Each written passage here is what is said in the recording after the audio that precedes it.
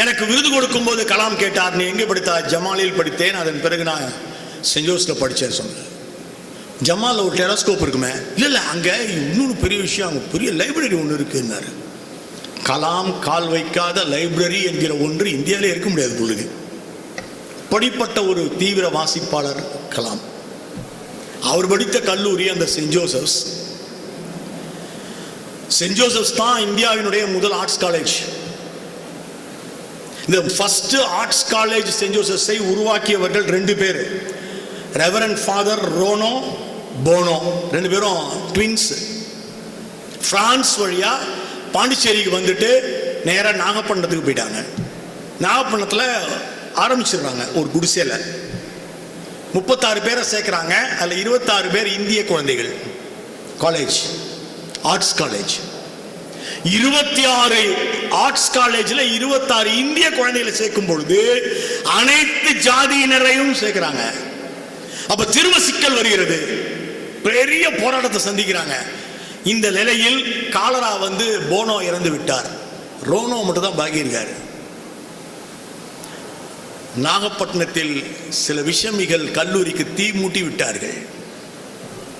எரிந்து போய்விட்டது send Joseph's. அதன் பிறகு ரோனோ திருச்சிக்கு வருகிறார். திருச்சியில் ஒரு சிறிய இடத்தை பிரிட்டிஷ்காரர்கள் அவருக்கு தருகிறார்கள். அவர் பிரான்ஸ் நாட்டை சேர்ந்தவர். ஜெசூட் ஃபாதர் அவரு கொடுக்கிறார். அந்த இடத்தில் கட்டுகிறார். முதலில் நூலகத்தை கட்டுகிறார். நூலகத்துக்கு அருகே சர்ச்சை கட்டுறாரு. சர்ச்சுக்கு அப்புறம் தான் காலேஜ்.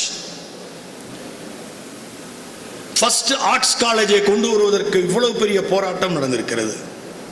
செயின்ட் பிரான்சிஸின் வழி வந்த பிரதர்ஸ் அந்த கல்லூரியை உருவாக்கினார்கள். சரி, முதலில் இப்ப இந்தியாவில் சொல்றாங்களே ஏதோ பெரிய அளவில் எங்க பார்த்தாலும் நம்ம பார்க்கிறோமே ஐடிஐ. இந்த ஐடிஐயின் வரலாறு என்ன? ஊருக்கு ஊர் இன்னைக்கு ஐடிஐ இருக்கு. ஒரு 10ஆம் கிளாஸ் பாஸ் பண்ண முடியும்னா 8ஆம் கிளாஸ் சர்டிபிகேட் வச்சுட்டு போய் நம்ம ஐடிஐ சேர்ந்துடலாம். இந்த ஐடிஐ என்கிற கான்செப்டை முதலில் உருவாக்கியவர் கோபியை சேர்ந்தவர். அவர் பேர் லக்ஷ்மண ஐயர். அவர் வந்து ஆக்சுவலி பார்த்தீங்கன்னா GS லக்ஷ்மணன் என்று புகழ்பெற்ற ஒரு சுதந்திர போராட்ட வீரர். GS லக்ஷ்மணன் வேலூர் சிறையில் அடைபட்டு கடந்த பொழுது காந்தி வந்து வார்தால ஒரு கல்வி மாநாட்டை கூட்டுகிறார். 1937 காந்தி கல்வி மாநாட்டை கூட்டுகிறார். அந்த கல்வி மாநாட்டில் கலந்து கொள்வதற்காக வேலூர் ஜெயிலில் தப்பிச்சு போறாரு. ஜெயிலில் தப்பிக்கிறதுலாம் அவ்வளோ ஈஸி கிடையாது. வேலூர் ஜெயில் போய் பார்த்தீங்கன்னாலே அது அவ்வளோ உயரமான வார்தாவுக்கு போய் அட்டன் பண்றாரு. அங்கதான் காந்தி முன் வைக்கிறார். காந்தி சொல்கிறார், ஒருவருடைய மனசா வாச்சா கர்மனா, மனதாலும் வார்த்தையாலும் செயலாலும் ஒன்றிணைக்கும் கல்வி தேவை என்று காந்தி அறிவிக்கிறார். அதான் நாய் சாலிம் என்று சொன்னார்கள். இதன் அடிப்படையில் தான் காந்தி அவரை கூப்பிட்டு நீ ஜெயிலேருந்து தப்பிச்சு தவறு, போய் முதல்ல சரண்டர் ஆகு என்று சொல்கிறார். லக்ஷ்மணன் இங்கு வந்து திரும்ப சரண்டர் ஆகிறார். ஆனால் தன்னுடைய வீட்டில் 150 மாணவர்களை ஒன்றிணைத்து ஃபர்ஸ்ட் விவேகானந்தா ஐடிஐ என்று ஒன்றை தொடங்குகிறார்.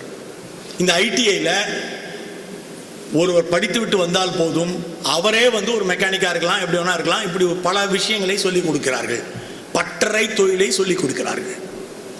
இதன் அடிப்படையை ஃபர்ஸ்ட் உருவாக்கியவர் லக்ஷ்மணன். அதன் பிறகுதான் தக்கர் பாபா அதை கையில் எடுக்கிறார். இந்தியா முழுவதும் இன்னைக்கு ஐடிஐ இருக்கு. ஆனால் காந்திய முறைப்படி தான் ஐடிஐ வந்தது என்பது வரலாறு. அதையும் முதலில் செய்தவர் தமிழகத்தினுடைய லக்ஷ்மணன் என்பது இங்கு நான் சொல்ல வேண்டிய கூடுதலான வரலாறு. சரி, பாலிடெக்னிக் அது எங்க இந்தியா வந்துச்சு? தமிழ்நாட்டில் தான் முதல்ல வந்தது. தமிழ்நாட்டில் உள்ள பாலிடெக்னிக்கை ஏற்படுத்திய மனிதர் தான் ஜிடி நாயுடு. ஜிடி நாயுடு, நான் அப்ப 9th படிக்கிறேன். நான் காப்பரமத்தியில் கவர்மெண்ட் ஹையர் செகண்டரி ஸ்கூல்ல, இப்ப ஹையர் செகண்டரி, நான் 9ஆம் வகுப்பு படிக்கும் பொழுது ஒரு நாள் நல்ல மழை. நான் ஜிடி நாயுடுவை சந்தித்த கதையை சொல்கிறேன். மாபெரும் அறிஞர், கண்டுபிடிப்பாளர், இந்தியாவின் எடிசன் என்று போற்றப்பட்டவர். திடீர்னு பார்த்தா எங்க ஸ்கூல் வாசல்ல ஒரு, அப்பெல்லாம் நாங்க என்னன்னு சொல்லுவோம், பிளஷர்னு சொல்லுவோம், 4 வீல் வச்ச காருக்கு பேர் பிளஷர். பிளஷர் வந்து நிக்குது. பிளஷர்ல ஒருத்தர் இறங்குறாரு, நேரா HM ரூமுக்கு போறாரு. எங்க ஹெட்மாஸ்டர் சார் அப்ப இருந்தவர் அப்துல் காதர் ஓடி வந்து ஐயோ சாமி சொல்லுங்கன்றாரு. செம்ம உயரம். நாங்க கிளாஸ் ரூம்குள்ள இருந்து பார்த்துட்டு இருக்கோம். நல்லா ஒயிட்டா ஒரு ஜிப்பா போட்டிருக்காரு, வேட்டி, தெளிவான மனிதர். நேரா உள்ள போனாரு, HM பேசினாரு. ஓ மோட்டார் இருக்கா யான்னு கேட்டாரு. மோட்டர்னா HM. அங்க பார்த்தா ஒரு ஃபேன் ஒன்று, டேபிள் ஃபேன் சுத்திட்டு இருக்கு. இது போதும்னாரு. அங்கேயே அக்கா டேபிள் ஃபேனை கழட்டினாரு, உள்ள இருக்கிற மோட்டரை எடுத்துட்டு போனாரு கார் கிட்ட. அவரே கண்டுபிடித்த வைப்பர் கார்ல வேலை செய்யல. இந்த மோட்டரை போட்டு பாக்குறாரு, வேலை செய்யுது. வைப்பர் ரிப்பேர் இல்ல, மோட்டர் தான் ப்ராப்ளம், நான் போய் பாத்துக்கிறேன் அப்படின்னு திரும்ப மோட்டரை எடுத்துட்டு வந்து அந்த ஃபேன்ல பொருத்தி திரும்ப அந்த ஃபேனை ஓட வைத்தார் ஜிடி நாயுடு. இதெல்லாம் நாங்க கண்ணு எதிர்க்க பார்த்துட்டு இருக்கோம். நம்ப முடியாத மனிதர். அவர் ரூம்ல இருந்து வெளியே வரத்துக்குள்ள என்ன பண்ணாரு, எங்க ஹெட்மாஸ்டர் எங்களெல்லாம் கூட்டு மரத்தையில் உட்கார வச்சிட்டாரு. இப்போது அறிஞர் விஞ்ஞானி ஜிடி நாயுடு பேசுவார் அனௌன்ஸ் பண்ணிட்டார். அதான் நல்ல HMக்கு அடையாளம். இந்த ஜிடி நாயுடு எங்கள் முன்னால் வந்து நின்னவருக்கு வரவேற்புரை அப்படிங்கிற பேர்ல என்ன பிடிச்சி தள்ளி விட்டாங்க. நான் ஜிடி நாயுடுவை பத்தி வரவேற்புரை சொல்றதுக்கு போல நான் படிச்ச 2-3 புக்கெல்லாம் பத்தி எனக்கு வேற என்ன செய்யறதுன்னு தெரியல. நியூஸ் பேப்பர்ல படிச்சது அது இதெல்லாம் வச்சு அறிவியலை பற்றி பேசி ஒப்பேத்தி விட்டேன். அன்றைக்கு நான் பேசி முடித்ததும் ஜிடி நாயுடு அழைத்து கேட்டார், இப்போது நீ என்ன படித்துக் கொண்டிருக்கிறாய் என்று கேட்டார்.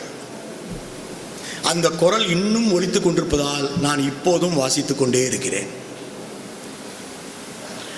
அந்த ஜிடி நாயுடு ஒரு கல்லூரியை தொடங்குகிறார்.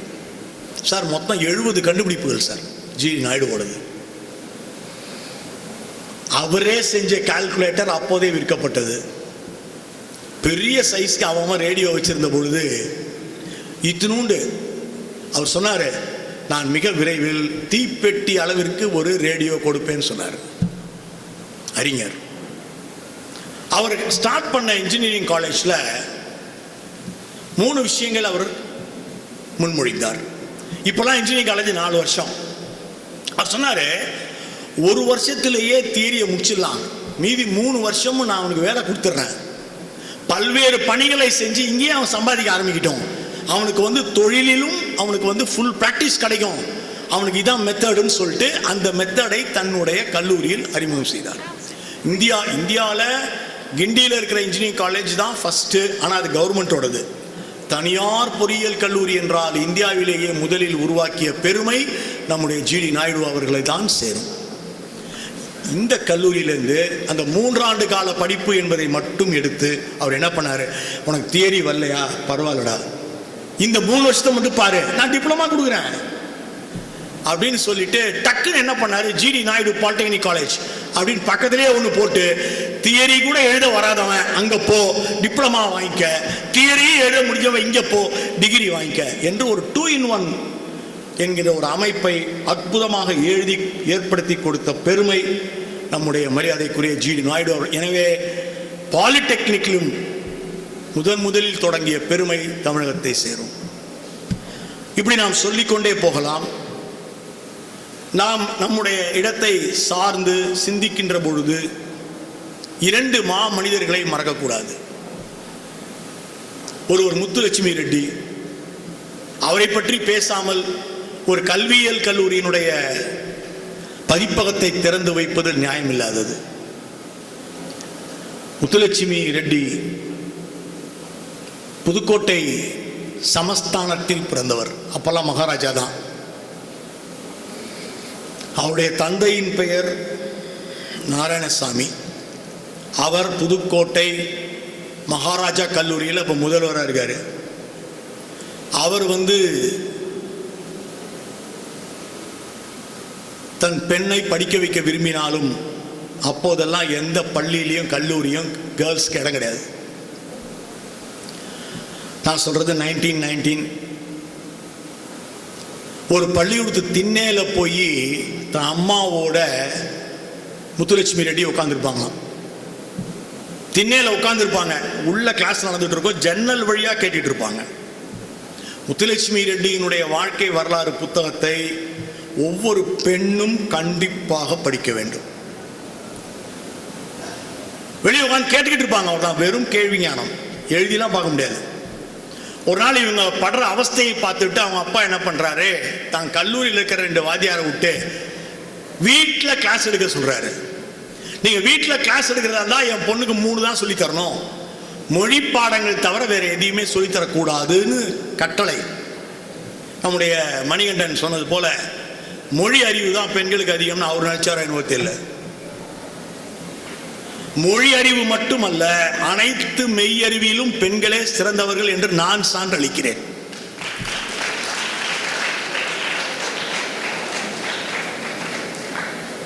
நிலாவுக்கு ராக்கெட் அனுப்பிச்சிட்டோம். அப்போலோ ராக்கெட் மிஷன் நிலாவுக்கு போக வேண்டும் என்றால் 3 பெண்கள் உட்கார்ந்து இங்க இரவும் பகலும் கால்குலேஷன் போட்டதுனால தான் அது சாத்தியமானது. அந்த கால்குலேஷன் போட்ட ஒருத்தரோட பேரை தான் உங்களுடைய கணித மையத்தினுடைய தலைப்பு பெயராக அந்த பெண்மணியின் பெயரை தான் நீங்கள் வைத்திருக்கிறீர்கள். அதற்காக நான் இந்த கல்லூரியை மிகவும் பாராட்டுகிறேன்.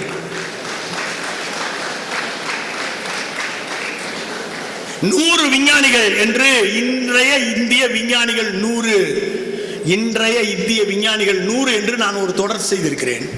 100 நாட்கள் அந்த தொடரை எழுதினேன். தினம் ஒரு விஞ்ஞானி, இன்றைய விஞ்ஞானி. அந்த 100 பேரில் 70 பேர் பெண் விஞ்ஞானிகள் என்பதை தெரிந்து கொள்ளுங்கள்.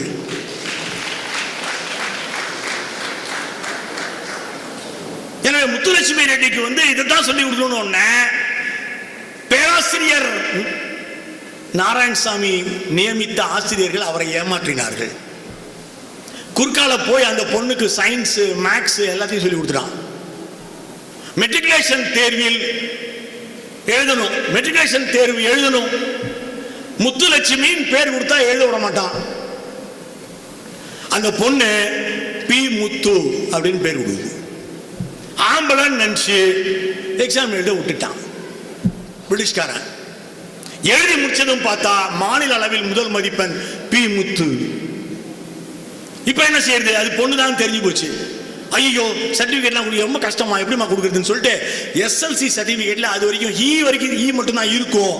ஈய அடிச்சுட்டு ஷீனு போட்டு கையால் எழுதப்பட்டு கொடுக்கப்பட்ட ஒரு எஸ்எல்சி சர்டிபிகேட் தான் முத்துலட்சுமி ரெட்டி அவர்கள் பெற்ற எஸ்எல்சி சர்டிபிகேட் என்பதை இங்கு பதிவு செய்ய விரும்புகிறேன். அந்த போராட்டத்துக்கு மத்தியில் அவங்க என்ன பண்றாங்க, அவங்க அப்பா முதல்வராக இருக்கிற புதுக்கோட்டை காலேஜுக்கே அப்ளை பண்றாங்க. அப்பாவுக்கே தெரியாது. அவர் பார்த்தா ஐயோ என்ன என் பொண்ணு அப்ளை பண்ணிருக்குதுன்னு சொல்லிட்டு மகாராஜாட்ட எடுத்துட்டு ஓடுறாரு. சார் சாரி சார், இது நம்ம கொஞ்சம் கூட எதிர்பார்க்கல, இது வரைக்கும் நம்ம கேர்ள்ஸையே சேர்க்கலையேன்றாரு. மகாராஜா கூப்பிடுறாரு முத்துலட்சுமி ரெட்டியை அழைத்து, ஒரு கண்டிஷன், உன்னை சேர்த்துக்கிறேன், ஆனால் வகுப்பறையில் ஒரு திரை போடப்பட்டிருக்கும், அந்த திரைக்குள்ளதான் நீ உட்கார்ந்துருக்கணும்ன்றாரு. முத்துலட்சுமி ரெட்டி ஏன் ஒரு திரை போட்டு அனைத்து ஆண்களையும் உட்கார வைத்து விட்டு என்னை விடுதலையாக விடக்கூடாதா என்று கேட்கிறார். வரலாற்று சிறப்புமிக்க கேள்வி. மகாராஜா ரொம்ப நொந்து போய், சரி உனக்கு 3 மாதம் நான் பார்க்கிறேன், உன்னை பார்த்து எவனுக்கும் எதுவும் ஆகலன்னா நீ கண்டினியூ பண்ணலாம். எப்படி? அங்கு படித்தது மட்டுமல்ல, மெடிக்கல் காலேஜும் ஜாயின் பண்ணி அங்கும் தமிழகத்தில் முதல் மதிப்பெண் பெற்று இந்தியாவின் முதல் பெண் மருத்துவர் என்கிற பெருமையை பெற்றவர் முத்துலட்சுமி ரெட்டி. அப்போ இங்கிலாந்துக்கு போறாங்க சார். இங்கிலாந்துல ஒர்க்கிங் உமன் காங்கிரஸ் நடக்கிறது. அங்க போய் பேச போயிட்டு திரும்பி மெட்ராஸ் ஏர்போர்ட்ல இறங்குறாங்க. அப்போ ஒருத்தன் போய் கேட்கிறான், நீங்க எந்த குலத்தில் பிறந்தீர்கள்? நீங்கள் பிறந்த குலம் தேவதாசி குலம் என்று சொல்கிறார்களே, உங்களுக்கு உங்க ரத்தத்தில் எப்படி இவ்வளவு அறிவு வந்தது? அப்படி சொல்றாங்க. அப்ப அவங்க சொல்றாங்க, எல்லா பெண்களுக்கும் அறிவு இருக்கிறது, என்னால் நிரூபிக்க முடியும் என்று சொல்லிவிட்டு நேரா போய் 1931 அவர் தொடங்கியதுதான் அவ்வை இல்லம். அவ்வை இல்லம் தொடங்கி 3 பேரை செலக்ட் பண்ணாங்க சார். நாமக்கல்ல 3 பேருமே தேவதாசிகள். கமலா, சாந்தா, காவேரி. இந்த 3 பேர்களை தமிழகம் மறக்கக்கூடாது. கமலா ஆசிரியரானார், சாந்தா மருத்துவரானார், காவேரி செவிலியரானார். 3 பேருக்கும் 3 அற்புதங்களை படைத்துவிட்டு அப்போது 1931 அவர் உருவாக்கியதுதான் இந்தியாவின் முதல் செவிலியர் கல்லூரி, the nursing college, that also in Tamil Nadu only.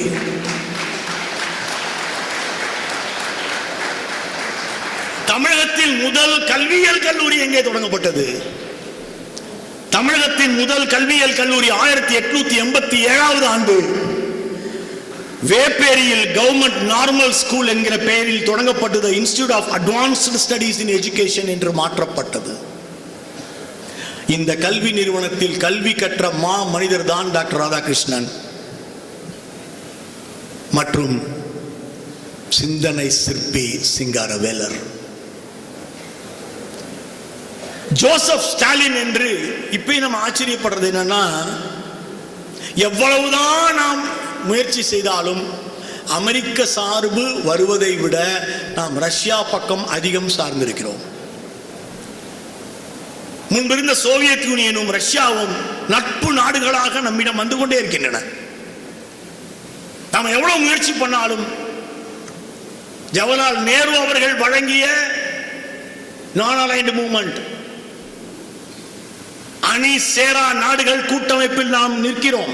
நாங்கள் எந்த அணியிலும் சேர மாட்டோம். நாங்கள் பொது அணியை சேர்ந்தவர்கள். நாங்கள் தலைமை பண்பு மிக்கவர்கள். ஆனால் ரஷ்யா பக்கம் நமக்கு அதிக ஃப்ரெண்ட்ஷிப். இதுக்கு என்ன காரணம்? நான் பலமுறை யோசித்திருக்கிறேன். பாகிஸ்தான் யுத்தத்திற்கு வருகிறது. இந்திரா காந்தி அம்மையார் இந்திரா காந்தியிடம் பாகிஸ்தானுக்கு ஆதரவாக ஒரு போர்க்கப்பல் அமெரிக்காவில் இருந்து கிளம்பி விட்டது என்று நாம் சரண்டர் ஆயிடுவோமான்னு கேட்கிறாங்க. ஆனால் விடுவதற்குள் சோவியத் யூனியனில் இருந்து அதை விட பலம் வாய்ந்த 3 கப்பல்கள் வந்துவிட்டன. அமெரிக்க கப்பல் போய்விட்டது. பாகிஸ்தான் சரணடைந்து விட்டது. இதுதான் வரலாறு. That is called diplomacy. இந்த சர்வபள்ளி ராதாகிருஷ்ணன் இன்றைக்கு ஆசிரியர்களின் ஆசிரியர் என்று போற்றப்படும் சர்வபள்ளி ராதாகிருஷ்ணன் கல்வி கற்றதுதான் the Institute of Advanced Study in Education. வேப்பேரியில் இருந்து சைதாப்பேட்டைக்கு மாற்றப்பட்ட நிறுவனம். அங்கேதான் சிங்காரவேலரும் கல்வி கற்றார்.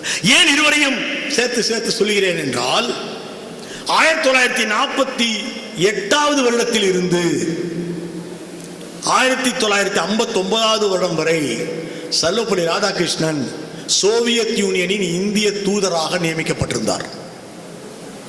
வாசிப்பு என்ன செய்யும் என்பதற்கு இது ஒரு முக்கிய உதாரணம். அவரும் ஒரு கடல் தீவிர வாசிப்பாளர். அப்போது ரஷ்யாவின் அதிபராக இருந்தவர் ஜோசப் ஸ்டாலின். இந்த ஜோசப் ஸ்டாலின் அப்போதுதான் ஹிட்லரை வென்றிருந்தார். ஹிட்லரை கூட்டுப்படைகள் வெல்லவில்லை, ரஷ்யா வென்றது. எவ்வளவு அற்புத ராஜதந்திரம் ஹிட்லரை வெற்றி பெற்றது என்பது. ஹிட்லரின் லட்சக்கணக்கான படைகளை அப்படியே ரஷ்யாவுக்குள் வரவழைத்து விட்டார்கள். தான் வெல்லுகிறோம் என்று நினைத்து உள்ளே போய்விட்டார்கள். அந்த வீரர்கள் தடுக்க யாருமே வரவில்லையே, கோழைகள் என்று நினைத்து உள்ளே போய்விட்டார்கள். ஆனால் திரும்பி பார்த்தால் ரஷ்ய படைகளும் பொதுமக்களும் ஹிட்லரின் படைகளை சுற்றி சூழ்ந்து விட்டார்கள். எந்த பக்கமும் அவர்கள் தப்ப முடியாது. அதே சமயத்தில் -8 டிகிரி குளிர் தாக்கி கொண்டிருக்கிறது. இந்த ராஜதந்திர நடவடிக்கையின் மூலம் வெற்றி பெற்றவன் ஜோசப் ஸ்டாலின். ஸ்டாலின் ஒரு சர்வாதிகாரி. ஸ்டாலினை சந்திக்க வேண்டும் என்றால் நீங்க 2 மாசம் வெயிட் பண்ணுமா அவர்கிட்ட அப்பாயின்மெண்ட் வாங்கிட்டு. ஆனால் இந்த ஜோசப் ஸ்டாலின் கேள்விப்படுகிறார், இந்தியாவில் இருந்து ஒரு தூதர் வந்திருக்கிறார், அவர் ஒரு நாளைக்கு 12 மணி நேரம் புத்தகம் படிக்கிறார் என்று கேள்விப்படுகிறார். 12 மணி நேரமா புத்தகம் வாசிப்பவரா? யார் அவர் என்று கேட்டுவிட்டு ஒரு நாள் ஜோசப் ஸ்டாலின் டாக்டர் ராதாகிருஷ்ணனை பார்க்க இந்தியன் எம்பசிக்கு வந்து விட்டார். வாசிப்பு என்ன செய்யும் பார்த்தீர்களா?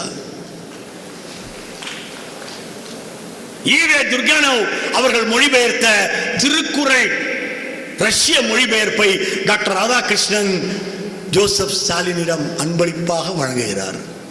இது இன்னொரு அற்புதம். அப்படி வந்த ஜோசப் ஸ்டாலின் அன்று அறிவிக்கிறார், உங்கள் நாட்டில் புத்தகம் படிப்பவர்கள் அதிகமா? என்ன அற்புதம்! எப்படி நீங்கள் 12 மணி நேரம் படிக்கிறீர்கள்? இப்போது என்ன படித்துக் கொண்டிருக்கிறீர்கள்? அப்போதில் இருந்து ஜோசப் ஸ்டாலினும் ராதாகிருஷ்ணனும் புத்தக பரிமாறுபவர்களாக மாறுகிறார்கள். நட்பின் முதல் படி. ரஷ்யாவில் இருக்கிற மாஸ்கோ லெனின் என்கின்ற ஒரு பிரம்மாண்டமான லைப்ரரி இருக்கிறது. அந்த லைப்ரரிக்கு போன ஜவஹர்லால் நேரு அசந்து போனார். இந்த பக்கம் ஒரு லைன் முழுக்க சிங்காரவேலர் கலெக்ஷன்ஸ் என்று அத்தனை ரேக்கிலும் இங்கிருந்து வாசிப்பின் சிகரமாய் விளங்கிய சிங்காரவேலர் அங்கு இருக்கக்கூடிய ரஷ்யாவுக்கு புத்தகங்களை பரிசாக கொடுத்திருக்கிறார். ஏன் சிங்காரவேலரை பற்றி இந்த அமைப்பை பற்றி பேஸ்புக் குறிப்பிடுகிறேன் என்றால், இதன் அருகிலேயே தான் லேடி வெலிங்டன் கல்லூரி என்கிற ஒரு அற்புத வளாகம் இருக்கிறது. கல்வியியல் கல்லூரியின் சென்னையின் 2 கண்கள் சைதாப்பேட்டையில் உள்ள இன்ஸ்டிடியூட் ஆஃப் அட்வான்ஸ் ஸ்டடீஸ், இன்னொன்று Lady Wellington college of education. Wellington college of education இருக்கிற அத்தனை இடத்தையும் கொடுத்து வழங்கிய பெருமை சிங்காரவேலரை சேரும். இவர்கள் இணைந்து உருவாக்கிய மாபெரும் அரங்கம்தான் இன்றைக்கு எங்கு பார்த்தாலும் இருக்கிற கல்வியியல் கல்லூரிகளினுடைய அடிப்படைகளை வகுத்து கொடுத்தது. அவர்களை நினைக்காமல் உங்களால் காமதேனு என்கிற ஒரு பதிப்பகத்தை தொடங்குவது, அதுவும் கல்வியியல் கல்லூரியில் தொடங்குவது என்பது சாத்தியமில்லை. நான் எப்போதும் சொல்லிக் கொண்டிருக்கிறேன், ஆசிரியர்கள், பேராசிரியர்கள், கல்வியியல் கல்லூரியை சேர்ந்த மாணவர்கள், கலை அறிவியல் கல்லூரியை சேர்ந்த மாணவர்கள், இவர்களுக்கெல்லாம் ஆய்வு கட்டுரைகள் எழுதக்கூடிய கருத்தரங்குகளை, பயிற்று அரங்கங்களை நடத்த வேண்டும் என்று சொல்லிக்கொண்டே இருக்கிறேன். இதுவரையில் 50க்கும் மேற்பட்ட அது மாதிரியான பயிற்சி பட்டறைகளுக்கு சென்று எப்படி அவற்றை எழுத வேண்டும், திரட்ட வேண்டும் என்று பயிற்சி கொடுத்திருக்கிறேன். பேராசிரியர்களுக்கு கொடுத்திருக்கிறேன், ஆசிரியர்களுக்கு கொடுத்திருக்கிறேன். இன்றைக்கு பாரதி மெட்ரிக் பள்ளியில் இருந்து அந்த மாணவர்கள் என் உரையை கேட்பதற்காக இங்கே வந்திருக்கிறார்கள். அந்த மெட்ரிக் பள்ளி மாணவர்கள் மத்தியிலே கூட 8ஆம் வகுப்பில் இருந்தே ஆய்வு கட்டுரைகள் சமர்ப்பிக்கின்ற அகில இந்திய குழந்தைகள் அறிவியல் மாநாடு ஒவ்வொரு ஆண்டும் நடத்தப்படுகிறது. பள்ளி மாணவர்கள் மத்தியில் கண்டுபிடிப்பாளர்களை உருவாக்கக்கூடிய இன்ஸ்பயர் அவார்டு 8 ஆண்டுகளாக நான் நடுவராக இருக்கிறேன். கல்லூரி மாணவர்களுக்கென்று இன்னோவேஷன் அவார்டு என்கிற ஒன்றை அப்துல் கலாம் அறிமுகம் செய்தார். இந்த இன்னோவேஷன் அவார்ட்ல 3 பரிசுகள் கலாம் இருக்கும்போது வழங்கப்பட்டன. முதல் அந்த ஒரு பரிசை பெற்றவர் இந்தியாவில் இருந்து அற்புத மாமனிதராக இன்றைக்கும் உயர்ந்து நிற்கும் ஒருவர். ஹாட்மெயில் என்கிறதில் இருந்து லேசாக மாற்றி HTML ஹாட்மெயிலாக மாற்றிய அந்த மாமனிதர் சபீர் பாட்டியா அவருடைய பெயர். இந்த சபீர் பாட்டியா பெங்களூரிலே படித்துவிட்டு ஸ்டான்ஃபோர்டு பல்கலைக்கழகத்தில் சென்று இணைகிறார். இந்த சபீர் பாட்டியா அங்கு ஹாட்மெயிலை கண்டுபிடிக்கிறார். தன்னுடைய பல்கலைக்கழகத்திற்குள் இருக்கும் கணினிகளை இணைத்து நீங்கள் கடிதங்கள் பரிமாறிக்கொள்ளலாம். இன்றைக்கு அதுதான் இமெயில். இந்த கண்டுபிடிப்பை நிகழ்த்திவிட்டு கல்லூரியில் அப்போ அவர் 3rd இயர் படிக்கிறாரு. நல்லா நான் வச்சுங்க, நாம் இப்போது பயன்படுத்தி கொண்டிருக்கிற இணையத்தில் இருந்து இன்ஸ்டாகிராம் வரை அனைத்தையும் உருவாக்கியவர்கள் கல்லூரியில் 2nd இயர் 3rd இயர் படித்தவங்க. இங்க இருக்கும் 2nd 3rd இயர் மாணவர்கள், 1st இயர் மாணவர்கள் சிந்திக்க வேண்டும்.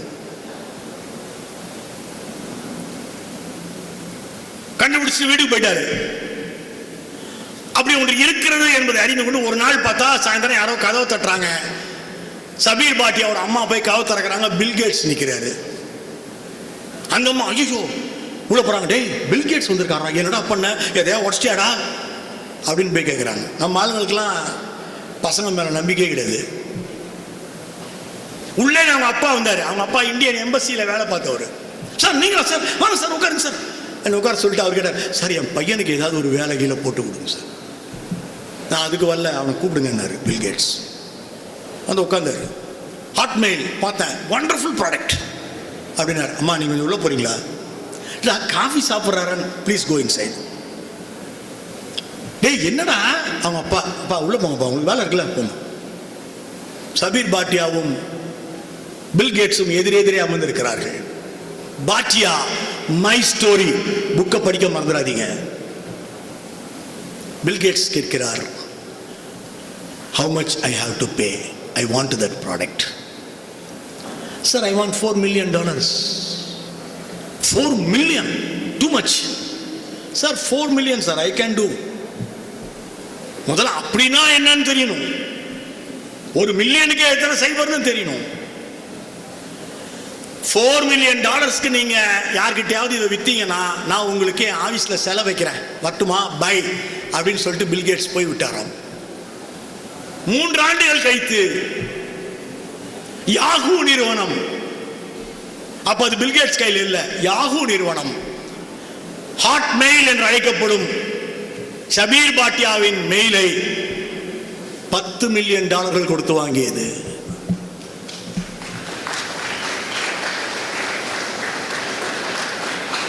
எல்லாம் முடிஞ்சு ஷபீர் பாட்டியா இந்தியாவுக்கு வந்து விட்டார். ஒரு நாள் போன் வருது, பில் கேட்ஸிடம் இருந்து போன் வருது, சார் உங்க போட்டோ இருந்தா அனுப்புங்க, நாங்கள் இங்கிலாந்துக்காரர்கள் அமெரிக்கக்காரர்கள் நாங்கள் ஒருபோதும் பேச்சு மாற மாட்டோம், ஐரோப்பாவில் நாங்கள் சொன்ன பேச்சை காப்பாற்றுவோம், உங்களுக்கு ஒரு இடுப்பளவு சிலை வைக்க வேண்டும், உங்கள் போட்டோவை அனுப்புங்க என்று பில் கேட்ஸ் கேட்டாராம். அதற்கு ஷபீர் பாட்டியா சொன்னார், எங்கள் நாட்டில் நாங்கள் காந்தி போன்றவர்களை தவிர வேற யாருக்கும் சிலை வைக்க மாட்டோம், அது எங்களுடைய சிறப்பு என்று சொன்னாராம். அப்படிப்பட்ட ஷபீர் பாட்டியாவுக்கு தான் ஃபர்ஸ்ட் இன்னோவேட்டிவ் அவார்டை கலாம் வழங்கினார். இன்னோவேட்டிவ் அவார்டு நம்பர் 2 இன்னைக்கு நம்ம பயன்படுத்துகின்ற பென் டிரைவ் என்கிற விஷயத்தை கண்டுபிடித்த இந்தியாவின் அற்புதமான இன்னொரு அறிஞர் அவருக்கு வழங்கப்பட்டது.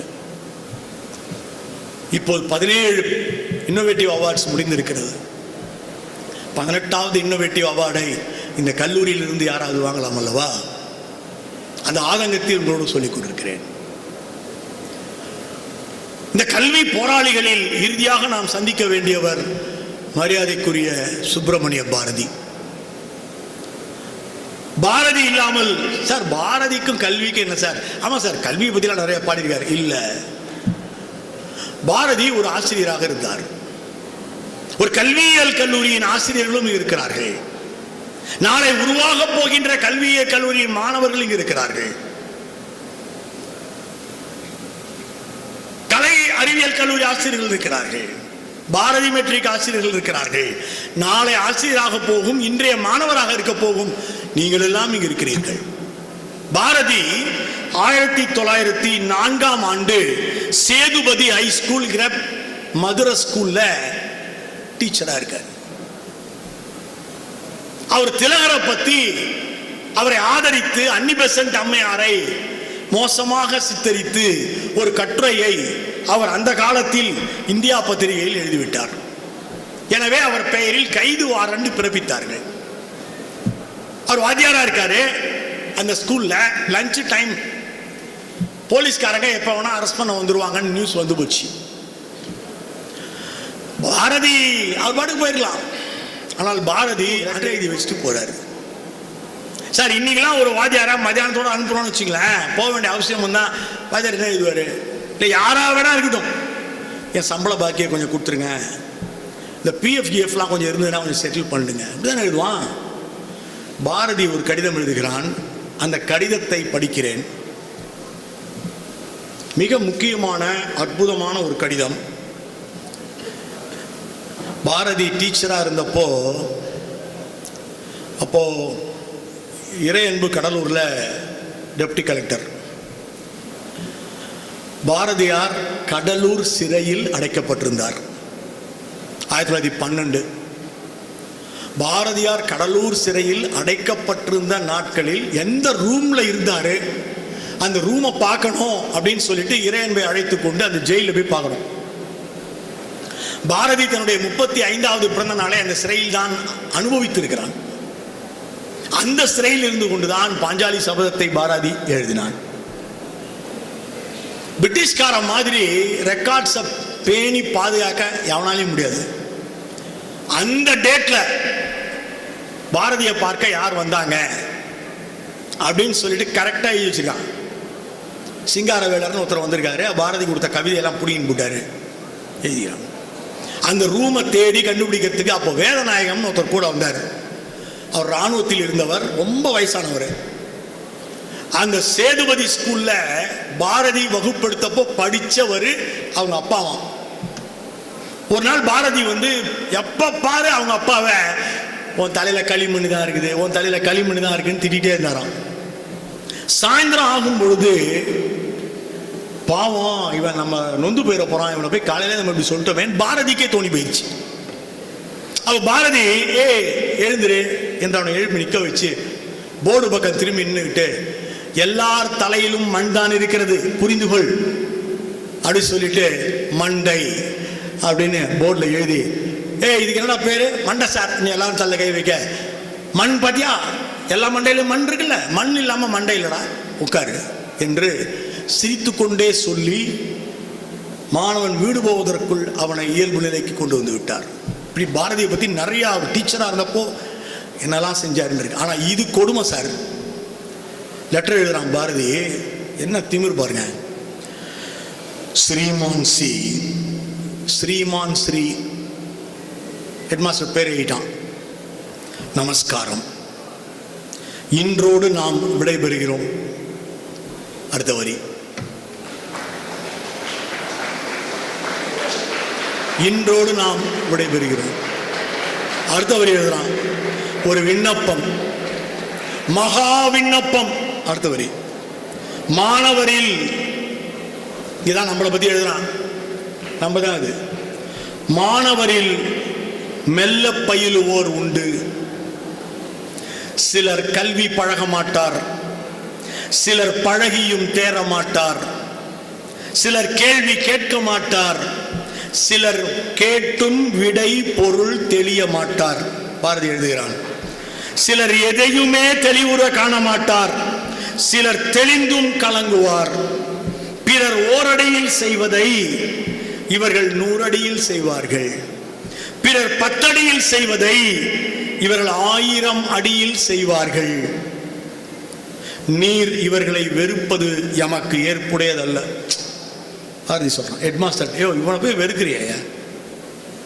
ஆசிரியரின் விடாமுயற்சி விதிப்படி மூடனாயினும் மேதாவி ஆகிவிடுவான், பலவீனமானவனும் வலிமை பெற்று விடுவான். நீர் மேதாவிகளுக்கு உமது மூளையையும் பலகீனமானவர்களுக்கு உமது இதயத்தையும் தாரும் என்று எழுதுகின்றான் சுப்பிரமணிய பாரதி. கல்வி என்பது அனைவருக்கும் சென்று சேர்ந்திருக்கிறது. ஆனால் இந்த கல்வி மிக சிறப்பாக அனைவருக்கும் ஏற்புடையதாக மாற வேண்டும் என்றால் அது ஆசிரியர் கையில் இருக்கிறது. ஆசிரியரை மதிக்கும் மாணவர் கையில் இருக்கிறது. ஒரு ஆசிரியர் தன் வேலையை திறம்பட செய்வதற்கான முதல் படி அவர் வாசிக்கும் ஆசிரியராக மாறுவது. இந்த காமதேனு கல்வி கூடம் அப்படிப்பட்ட வாசிக்கும் ஆசிரியர்கள் உள்ள அற்புத இடமாக மாறி தலை சிறந்த இடத்தை பெற வாழ்த்துகிறேன். நன்றி, வணக்கம்.